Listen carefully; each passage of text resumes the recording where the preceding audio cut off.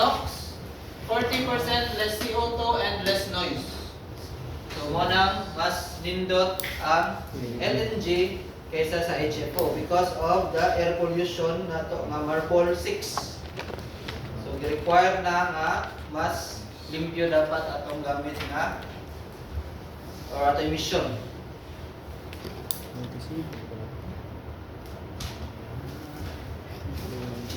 Next.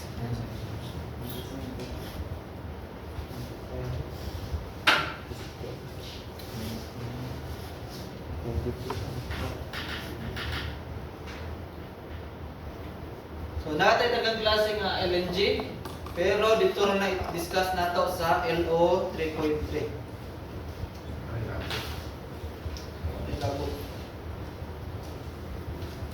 Okay. So, ang LNG na to, need na mo ni atong sunugon, di ba? Kaso ang LNG daw kuno is dili na siya masunog gamit ang kadto lang atong i-compressed nga air. Okay?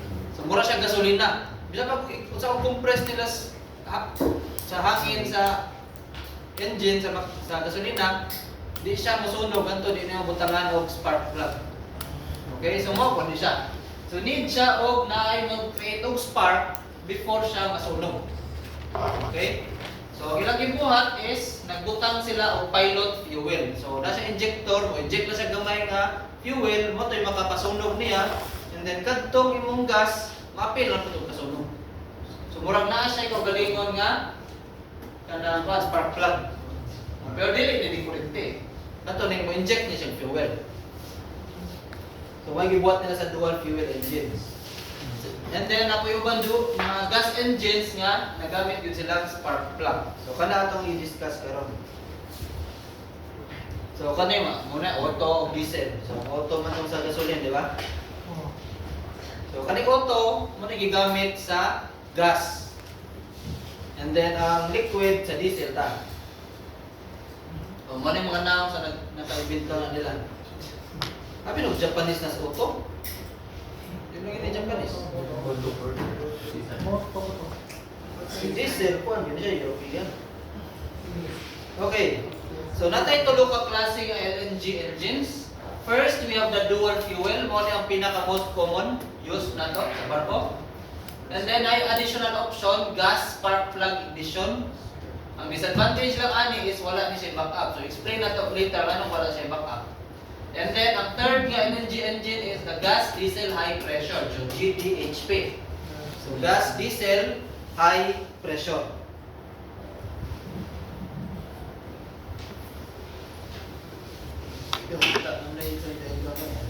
Explain na to. Okay, so money atong dual fuel. So, DF engine. So, unsa iyang processing, unsa iyang may tabo saya. So una, musod ang fresh air dire during the intake stroke, di ba? So intake ni dire, so dito sa makina. And then while nagsigig sod ang mong intake air, so musod po dire ang imong gas fuel. So mag-mixture imong air and gas. So na nakakaroon air and gas pre-mixture. So mag-mix sila daan. Okay? After that, musaka ang piston, makompress to siya. Okay? After compression, start na itong injection. Okay? Pag-inject, ma-inject siya dire o gas fuel. Pag-inject niya sa gas fuel, so mo-create siya og combustion. So, mo na itong pilot fuel dire kay nga side. Sa ni yellow. Pilot fuel ni yellow. And then, maka-create og combustion mo na to ang power, then power na rin sunod. And then, balik-balik na siya. And then, in case na wala pa kay gas fuel, di parendi or naundan ka or sa ba, natay backup na pwede ta mo gamit aning diesel kaning orange. So diesel fuel condition free. Okay? So pasabot ang diesel na to, diesel mode is pang backup ra ni siya. Ang pang main jud na to is pilot fuel. Okay? Question. So, Tandra? Yes, sir. Okay, ato ta sa sunod. Gas. Spark plug ignition. Okay. Same ra gyapon ang spark plug ignition, na siya pre-mixture may tabo sa during the intake. So sod ang hangin diyan, napod siya gas na fuel. So pag pre-mix siya daan. Pag during na power stroke na or sa combustion na, padung na combustion, ang may tabo sa sod sa injector, na kay gas supply dire, and then nakay spark plug. Di ba? So diri ang tawag nato diri, ang tawag nato diri. Kani mo sa tawag nato diri nga space?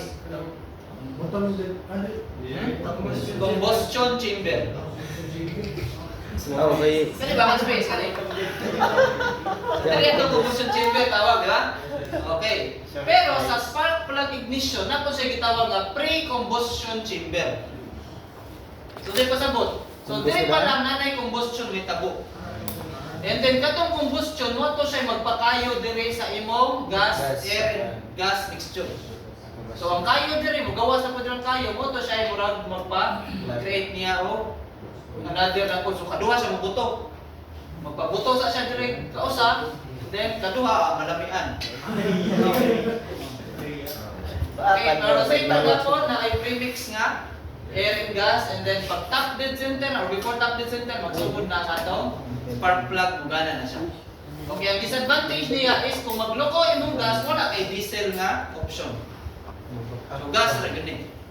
Pero pwede man nila improve ni, di ba? So for the meantime sa ingani wala pa sila improvement. Pero wa kay ba kasi pwede sila mag-utang sila separate og nga kuan na diesel po, di ba?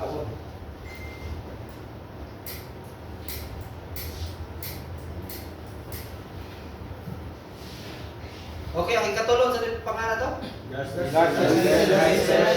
Gas diesel high pressure injection. Okay. So unsang po ni? So nara siya usa ka tanang kuan, wala ni siya pre-mixture. Okay? So wala siya premix dire sa inlet. So unsay may tabo niya? So dire naatay nozzle. Ang nozzle niya naatay needle dire kani orange. Kani needle sa orange, napagi siya needle nga blue. So murag na needle nga napag needle, murag nasa sod sa usa ka needle. Kaya murag sa lang na tawag na. Kasi na needle dire nga napag needle dire.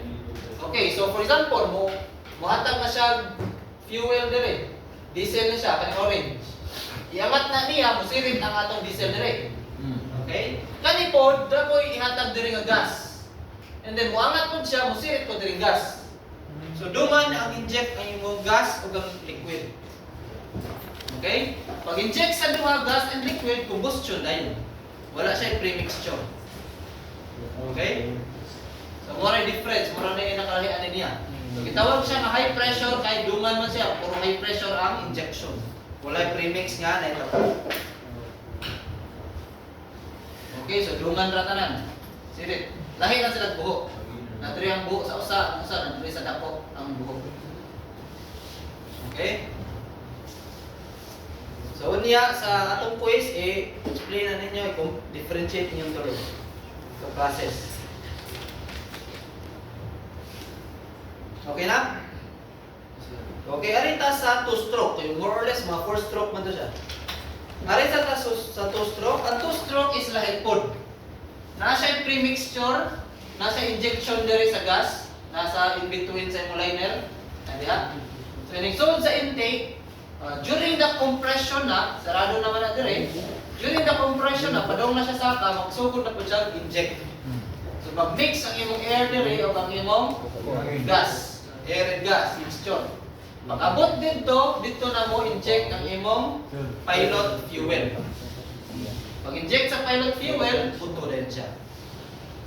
So, same na siya sa katong dual fuel din siya. So, pwede siya atong fuel gas nga pilot valve, pwede po siya mag-diesel fuel injector. So, nanggang po siya backup in case di mo gana mo sa. Okay? Pwede po ang diesel imong nga pilot fuel, pwede po ang gas. So usual ani kay ang gas is magamit na siya o kanang medyo nakakusog na imong makina. Pero kanang ubos pa kayo yang speed, usually diesel nilang gamit pang pilot fuel ani sa two-stroke.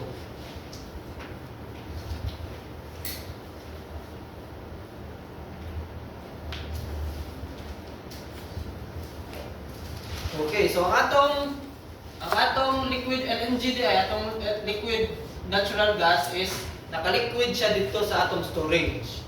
And then kung gamiton nato sa makina dapat gas siya. So mo ni siya nag-handle sa atong gas sa ato LNG. So na siya tamanan, na siya agianan. So di kay kang kumpos na arita sa construction. Okay. So, mo ni atong mo ni atong gas na pipe. Okay? Kung makabantay mo, ang yellow nga color, ang pinakauna ni mga tubo, nagagid siya tubo nga blue color. So, na siya sa sod sa blue. Okay? So, in case na, ang purpose ani is, in case na muliking imong gas, di siya mulik sa engine room. Ano gapon siya mulik sa sod, gapon sa tubo. Okay? So, mo man yung explain last time sa katong mga sensors sa to, about HC sensor, hydrocarbon sensor. So, ang kaning blue na to is pirmi na hinagsak og hangin diha, na siya blue well. Na siya exhaust fan. Sige go.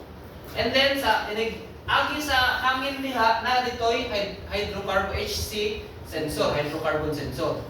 So, ibig sabihin, pag may leaking ang imong gas padong dito, maka-sense ang sensor, uy, may hydrocarbon. So, automatic siya, mo-send yung signal, uy, may hydrocarbon, may leaking. Automatic mo alarma, automatic mo shut down ang gas supply. And then, after i-shut down ang gas supply, mag-inject na yun siya ng nitrogen diri sa imong blue.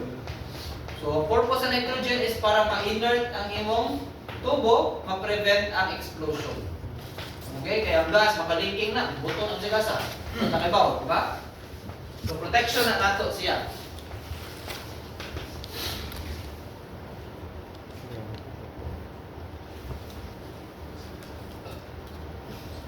So, nasa ka ng kuhan, nadiri ang gas niya nga, o kuhan sa iya. So, nadiri ang mga filter, usapan pa yung mga soda.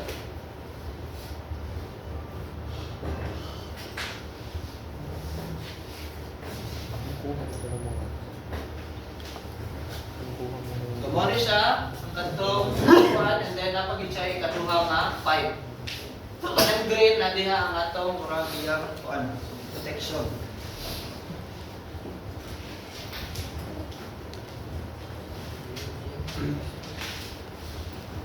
So, kung makabantay mo, wala siya fuel pump na mag-control sa iyang fuel. So, explain nato later nga no, kung saan na ito pag-control sa gas diya. Kung saan na ito pagkibaw, dapat punan ng gas or bawasan ng gas. Okay, so sa combustion, natay duha ka klase nga dili normal. Other than the normal ng combustion, we have the tooling. Ibig sabihin sa tooling, gamay ra daghan imong hangin. Ang storage is daghan imong fuel. Okay? Basta tooling gani, since daghan man imong hangin, gamay ra imong fuel, so medyo dugay siya masunog. And then usahay incomplete pa yung combustion, and then dili stable ang iyang combustion. Okay?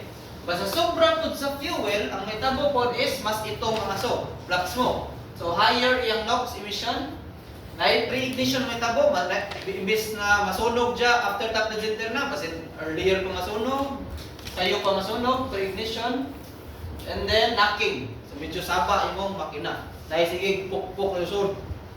Paplaso niyo, kasi nailaga, no? Kung makabantay mo atong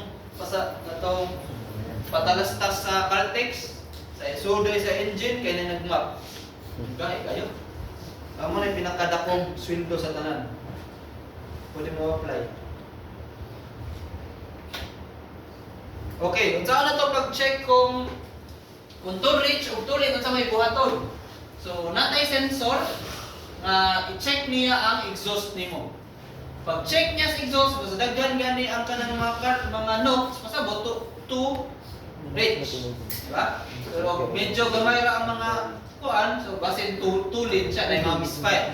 So, ang buhaton niya, itanawon sa sensor, air-fuel ratio, and then iya i-adjust ang imong air-fuel ratio para okay na ang imong exhaust o mas efficient imong makina.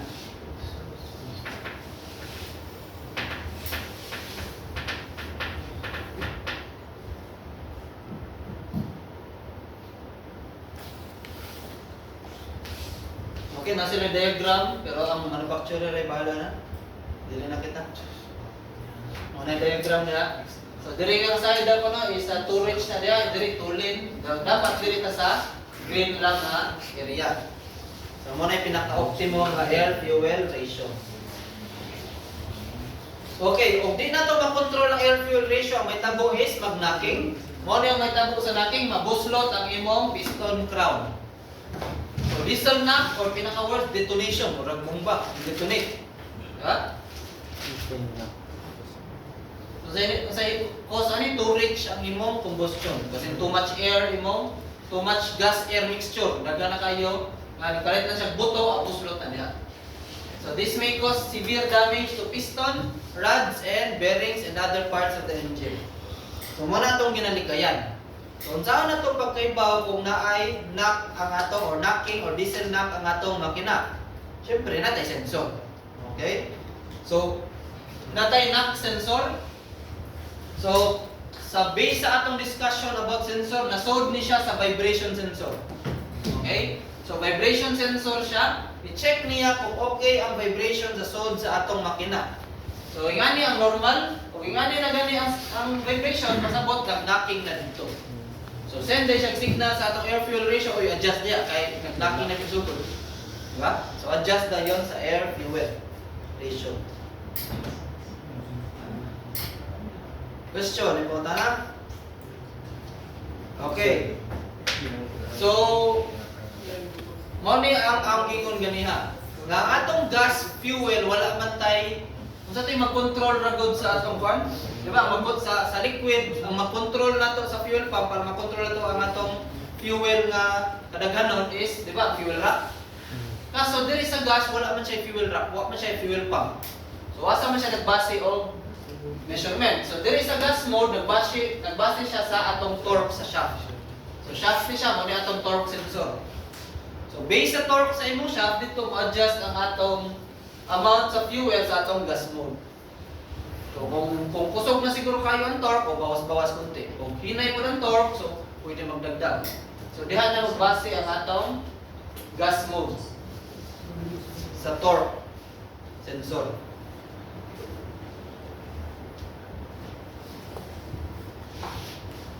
So, makita sa torque, makita ang load sa makina. Depende sa load, 80% na ang load, so mo ni atong gas mixture. O 70% mo ni atong gas mixture. O kung sa ba, 50%, 30%.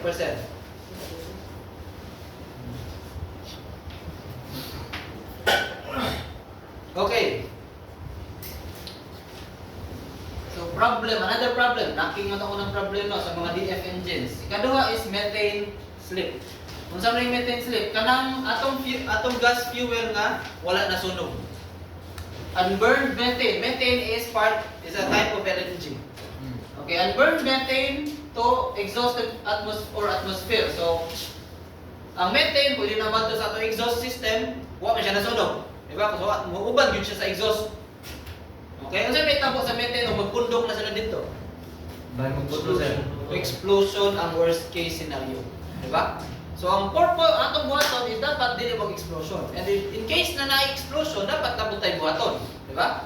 So, natay, kung sa mga causes ani nga is caused by, yun sa manay methane slip. So, blow-by during overlap, unburned gas. So, na yung mga nadiris gilid siguro, wala nasunog ng uban. So, ano yung mga possible cause na methane slip. Incomplete combustion. So, wala nasunog tanan. Incomplete man. So, natay methane slip. Pagkahuman, na sila gibuhat to prevent damage. Okay? So una, so ano siya? Prevent damage, nasa duha ka gibuhat dire. So mo ni itong makina, mo ni itong turbocharger. Kaning number 2, mechanical ventilator, mo ni siya mechanical ventilation. So ato exhaust pipe dire padong na panel, di ba? So ang gibuhat sa mechanical ventilator na siya kaugalingong blower. Ang blower para itukmod tanan mga exhaust padong babaw. So di sila maintain mo, di tapok-tapok. Bugaw na babaw. Kaya magtapok na sila, tendency explosion ang may tabo. Okay? So na siya kagalingon nga blower na, mechanical ventilation. In case jud nga mubuto jud siya, wala gyud, wag gyud napugngan sa atong ventilation, napuntay gitawag nga rupture disc. So rupture disc kaning duha mo buhok nara sa imong linyada sa exhaust. So pwede na siya mabuto ra na siya kung sa starting air pa nato kadto siyang bursting disc, di ba? Dire is rupture disc pud sa exhaust side. So muna siya. So unsay porma ani nila? So mo ni porma sa atong ventilation, mechanical ventilation. So blower na siya and then buga siya hangin sa atong exhaust pipe. Okay? And then mo ni porma sa atong Capture. rupture disc. Okay? So nipis ra ni nga metal, metal na po na pero nipis lang na nga metal. So nakabutang diha nga ayaw tamaki. So 90L butang kag X. So nga na siya kakumo. Okay? So namoy kalagot ay pud isumbaga. Ha? Basen mabuak na siya, naman na siya sensor, malarma din dito, ming buak, nabuak ang kuan. Pag kuan mo, mabuak mo nagdaga ng makina, iskat isumbag ni kalite. Gusto po siya, kasabuan siya ganiha. Diba? So ayaw ninyo, ilabti na niya, kahit dali na ba?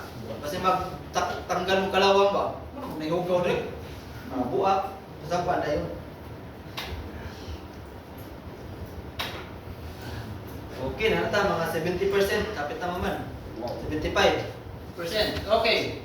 Tangke na po. Atong suryahan ang tangke nga gamit nato pag-store sa atong liquid nga LNG. So mo ni atong tangke, ang sud ani niya is stainless steel ang gamit. And then naa siya kanang insulation nga murag kuan man sa sin, di ba? Ang sin butangan ng insulation para di mo init. Kani po dako na siya insulation, PU, urethane, PU. And then, ang pinakagawas niya na po ay additional na po nga metal na po. Either stainless or carbon steel ang gamit.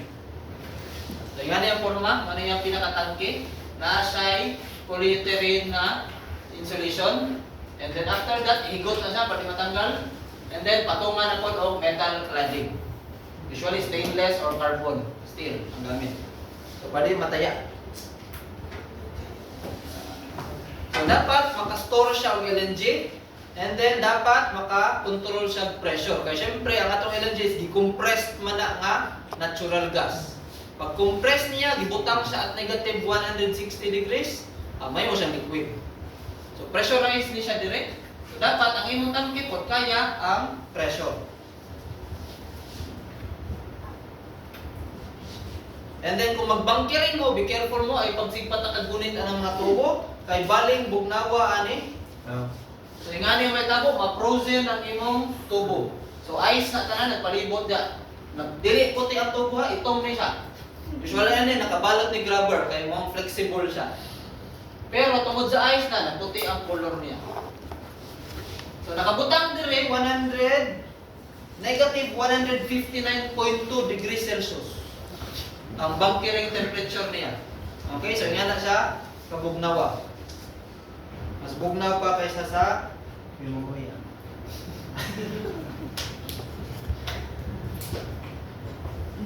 Okay, ang atong tangke is mo abot pud sa point nga na siya weathering or aging. So, ato po nang likayan nga dali siya maguba. Especially during rough weather. So, rough weather, kusog pud kayo ang slushing may tabo sa sud sa imong makina. Unsa man ang slushing? So, kanang ang liquid niya pagabangga sa iyang wall. And then kung magsige nagbangga-bangga sa iyang wall, ang may tabo is it will make impact loads against the tank wall nimo, in which pwede siya madamage, di ba? So ang ilang gibuhat to prevent this from happening or para maibanan ng slushing effect, so nagbutang siya og inclined baffle. So mura siya baffle plates. So inclined baffles ingan yung forma, so ang iyang liquid dili na lang magbangga-bangga. So di na kayo kusog ang iyang slushing effect or free surface effect. Kung naka-remember mo na sa una. First year. So nga rin ang forma, dala siya buho nilang gamay para makalusot kaya pang tubig. Pero di good siya magkusog ang iyang free surface effect. And then di po siya makapekto sa stability sa barko. Kasi yung barko mo, capsize na nagkalit. Kaya kusog na dahil ang surface effect. Danger zone. So atong tangke, di pwede itapad sa atong accommodation. Bubuto na hasta kita na lechon. Okay? So sa kanila design sa ilang barko is nasa atubangan. So layo kay ng tubo padong dito sa engine room. So nasa atubangan. So kung mabanggaan na, buto na. Pero at least baka ambak pa tanaw.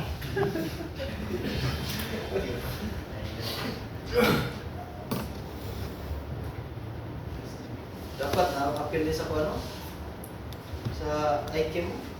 Chemical na po, butang. So para paspas may mo liquid ang gas. Butang na chemical. Mano ni? So nag-report na sila. Pagka mag-report, kay wak man mo ning follow sa ilang kuan, ada na diaryo mo muna. Okay. Tumora to. Okay. So puesta 15 minutes. Yan, mulai na yun. Okay. Open no?